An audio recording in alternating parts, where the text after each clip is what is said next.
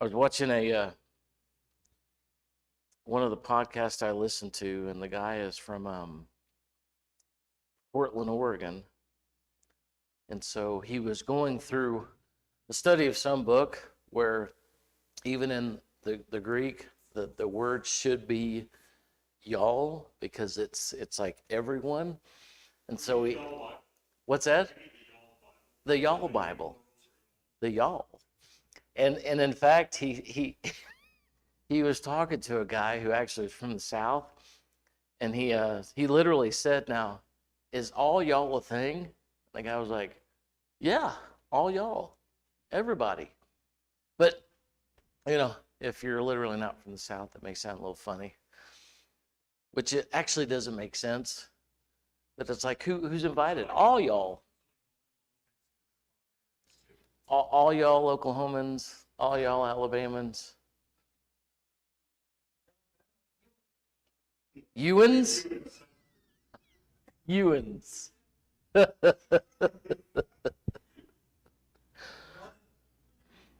So when you have these little phrases you grow up with and people kind of look at you funny, you're like, what? That's how we talk.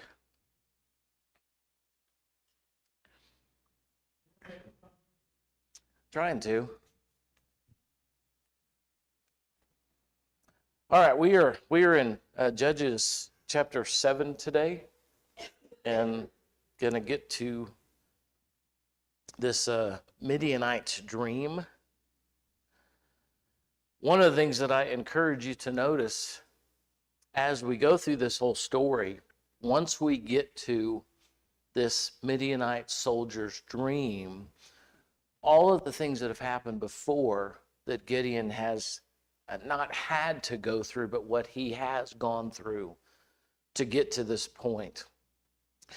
And I continue to, as we walk through this, bring that up, because oftentimes as we get to a situation, a setting, an issue in our lives, and if we look back at all the ways, if we were open to it, if we were available to it, that God has set us up, that God has gotten us to this specific place. And for Gideon, and I think someone mentioned this last Sunday or the Sunday before last, how does God see Gideon? God views Gideon, how does he see him? Very capable. Yes. What does he call him at the very beginning when he actually calls him to this service? Mighty warrior. Mighty warrior. So if God were to approach you and say, "Hey, mighty warrior," he calls you that, what would be your response?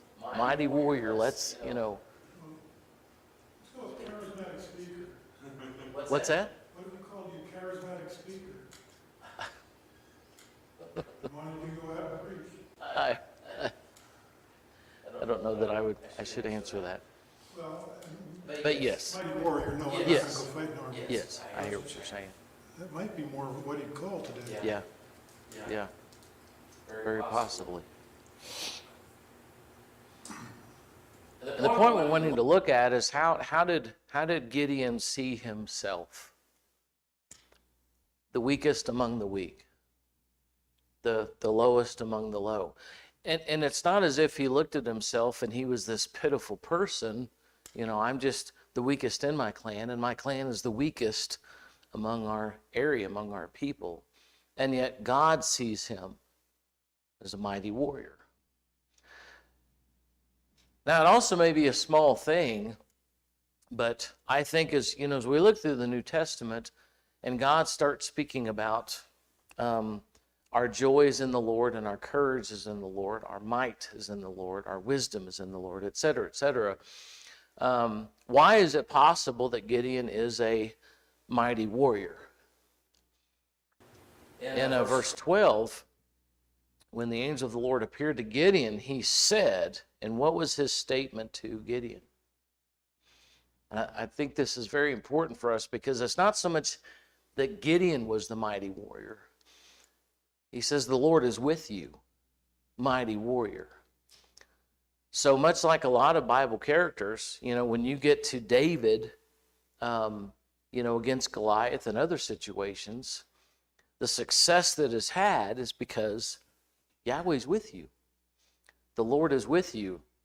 Do you remember in Exodus, as the Egyptian army is bearing down on Israel in front of the Red Sea, and God, through Moses, says, stand still, be still, and watch the salvation of God. Watch as God does these things. So the Lord is with you, therefore you're a mighty warrior. And for each one of us, when we are mighty, when we are courageous, when we are wise, the Lord is with you. And as a result, you have the wisdom and the might, and the courage, etc.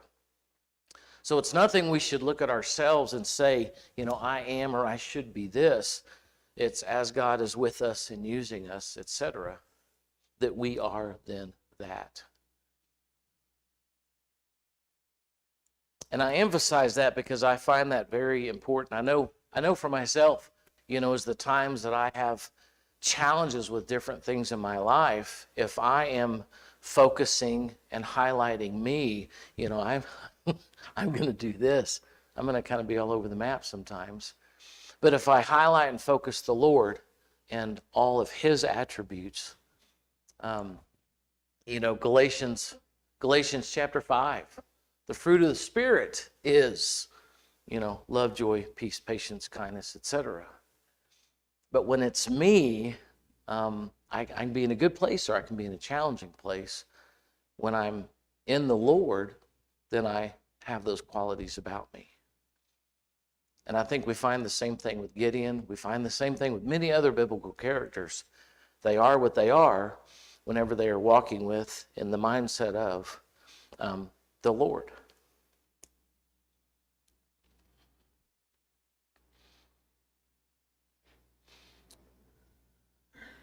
So I guess to ask you a question, does that encourage you? Is that something you think about often?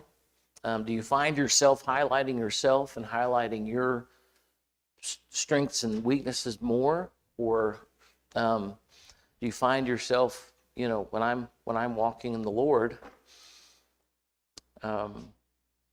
those things are there, the strength and the courage and the wisdom and all those kind of things. Because as we continue, Gideon goes to prepare an altar for the Lord and takes care of that. And then God tells him to go take down his father's altar. So he does it. He does it at night, but he still does it. He is able to stand in front of all the town people as they want to essentially kill him. His father stands up for him. He pushes through that because the Lord is with him. And then when you get to the last part of chapter 6, you find Gideon coming to God and saying, hey, excuse me, if you're going to save Israel by my hand as you have promised, can we do this fleece thing? And God not only says yes, but he does it. In the last part of chapter 6, he even pushes God a little further. Don't be angry with me, but let me make one more request. Allow me to do this again. God not only allows it, but there's no discipline there. And so through the whole fleece thing, they have this relationship. They go back and forth because the Lord is with Gideon. And that wisdom, that courage, that desire to move forward.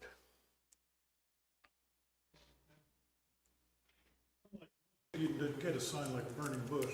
Right. Yeah, Maybe true. he needed a little more convincing. Yeah, true. And on that note, each biblical character has a different setting, right? I mean, it's not as if every single one of them have a burning bush.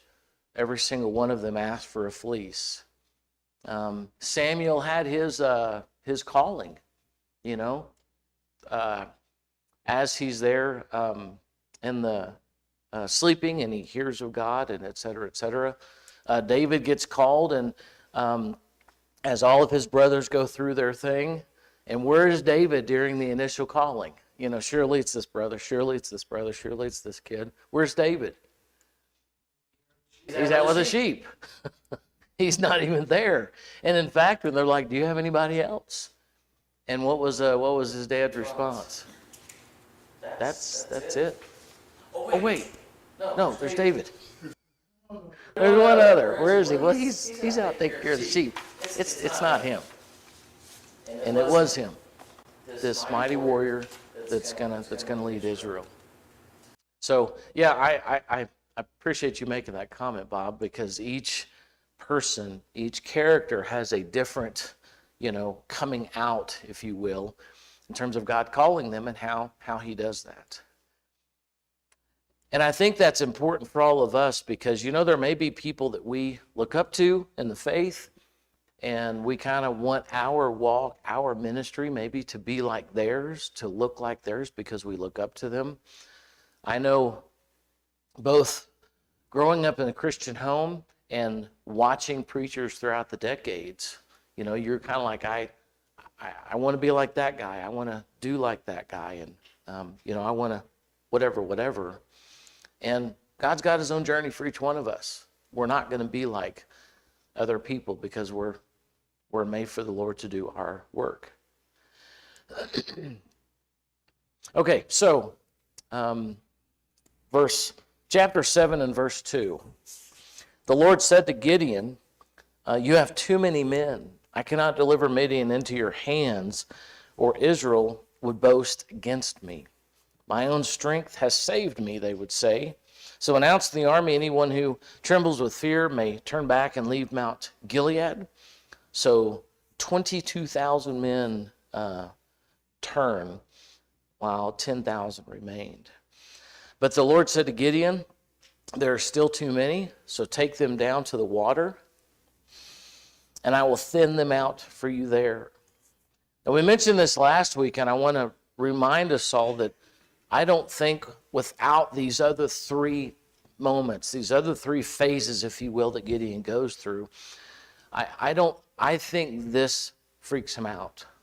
And I think this gives him a lot of anxiety. He may tuck tail and run, but because of the altar, because of taking down his fathers, because of the fleece, because of all these stages that God brought him through, when he gets to this point,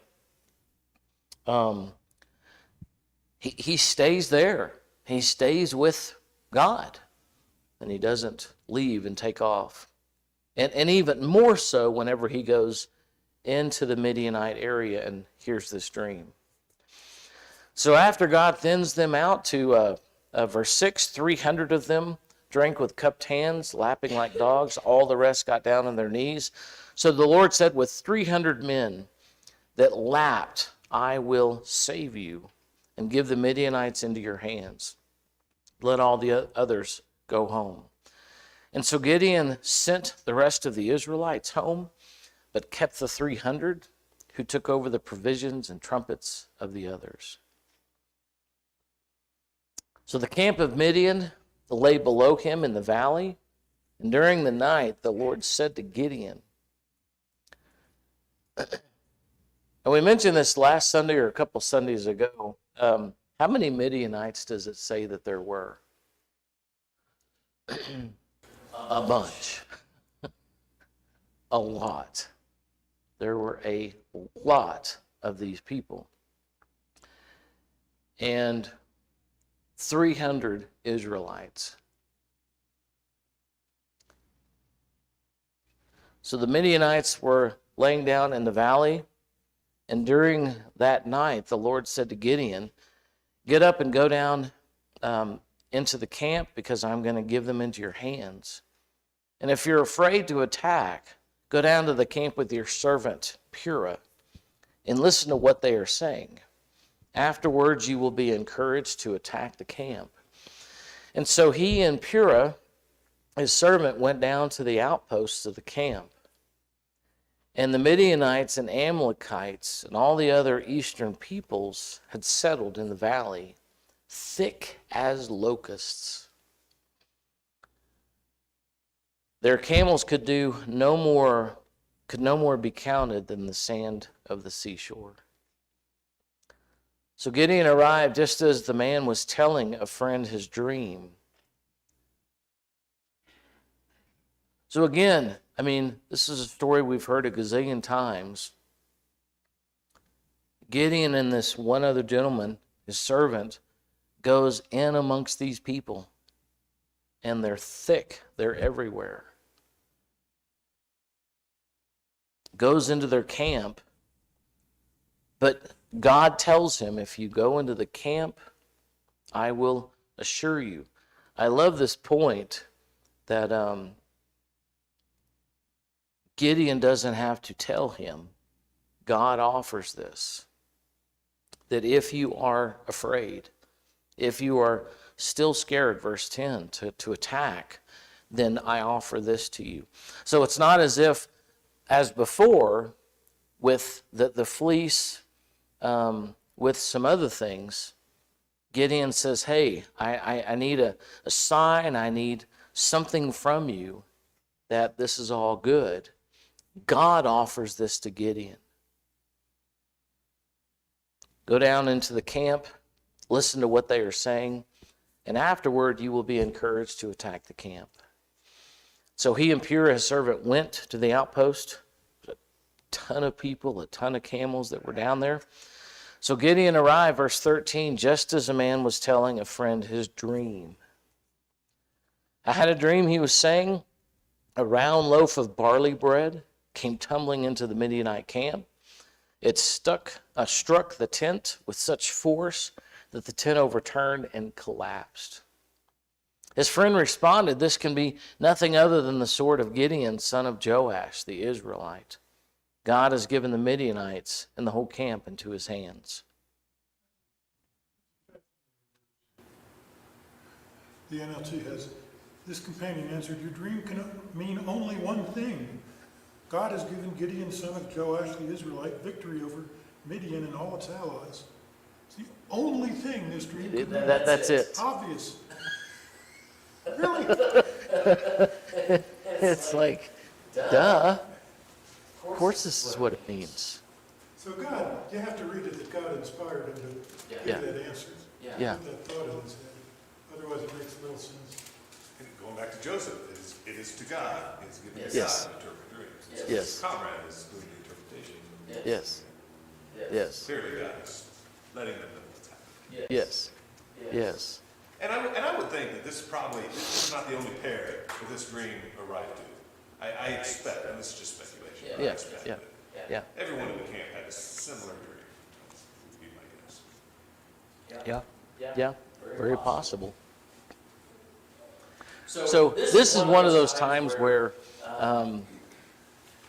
you know, if you've heard this story a gazillion times, and you kind of know where it's going, you've heard lessons about it, maybe you've heard, you know, youth retreats, I don't know, whatever the case may be.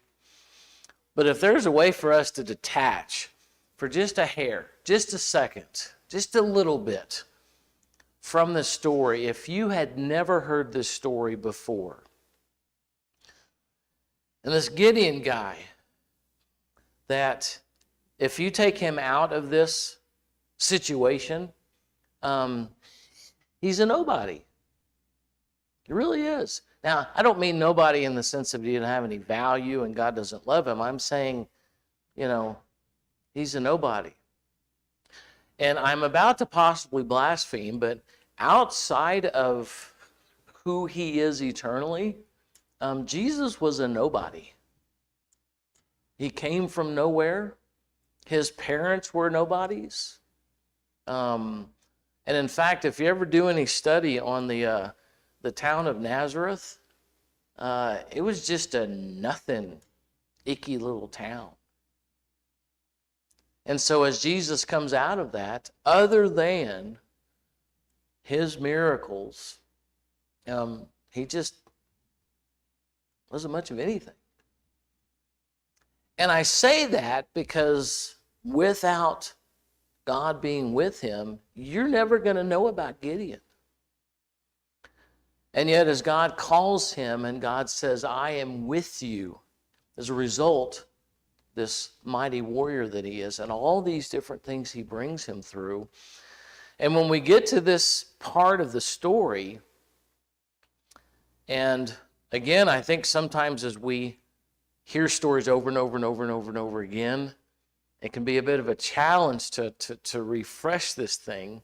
Gideon goes into the Midianite army's camp. And he doesn't stop. He just literally, as he's arriving, this guy is telling his friend a dream. So God puts a dream, much like he did the cupbearer and the baker, much like he did Pharaoh himself. This dream isn't given to Gideon to encourage him. This dream isn't deposited inside Gideon's head or another Israelite's head. God goes into a Midianite's random guy's head. And maybe to Doug's point, and all speculation, maybe there's 10 or 12 or 30 guys that had the same dream. Goes into his brain and gives him this dream. A round loaf of barley bread came tumbling into the Midianite camp. It struck the tent with such force that the tent overturned and collapsed. Have you ever stopped to get kind of outside of the biblical story, and this God of Israel places this dream into this guy's head? And he's telling his friend about it as Gideon walks by. I mean, it's not as if he hears it from a distance. Gideon is, walking, creeping, whatever you want to call it, by. And this guy's just randomly telling his friend about this dream. And then to Bob's point, verse 14, what does his friend say? It's only one outcome for that. That's it. Their God is greater than our God, and they're going to take us out.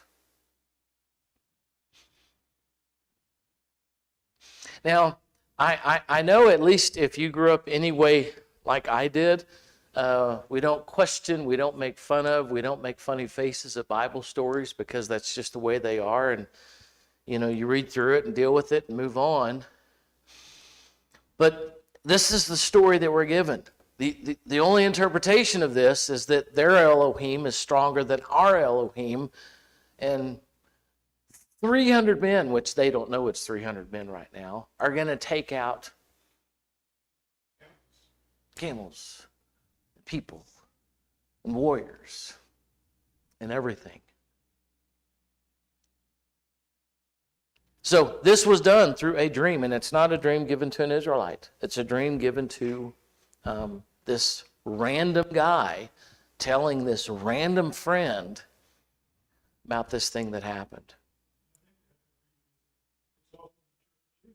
Yeah, true. The random guy's friend had to come from God. Yes, great point. Because at least the NIV, that's what it says. When Gideon heard the dream and its interpretation. So if you even get into that level of this, that not only is a dream given to this guy, not only does he share it with his friend randomly, unknowingly interprets it for him. And it's not like they're sitting around a campfire, at least it doesn't seem like that. In other words, there's not 50 of his buddies sitting around, and he's like, hey guys, you got to hear this. This is this guy with his friend. And I emphasize that because it amazed me, and I think I mentioned this a couple weeks ago, that some of Jesus's bigger statements, like massive things that we put on, ball caps and T-shirts and other things, 1 or 2 or 3 people heard it. It wasn't like it was the Sermon on the Mount and everybody heard it. When he said, I am the resurrection and the life, do you know how many people heard that? 1. Now, zillions of people have read it in Scripture after, but at the time, 1 person hears that. And it wasn't the whole crowd that was there. It was at Lazarus's I'll say it's his memorial, although that's not, exactly what was happening. Martha heard it. Martha, you need to chill. I'm the resurrection and life. Your brother's going to be fine. One person heard that. Here with this, it wasn't like 50 people heard it. His friend heard it, and then his friend gives the interpretation of it. Their Elohim is bigger than our Elohim. And so when Gideon heard the dream and its interpretation, what does he do? In verse 15. What does he do? Wow. He bows and worships right there. Now, it may be that the bowing down and the worshiping could also mean what? I hear you. I get you. Not only do I have courage, not only do I know the plan, but I surrender. I'm all in. I'm your guy. Let's do this. I don't care if we have 50 men. You're going to deliver Midian into our hands, my hands. This is a done deal. It's possible that, and when I say that, because the idea of bowing down and worshiping carries what idea with it?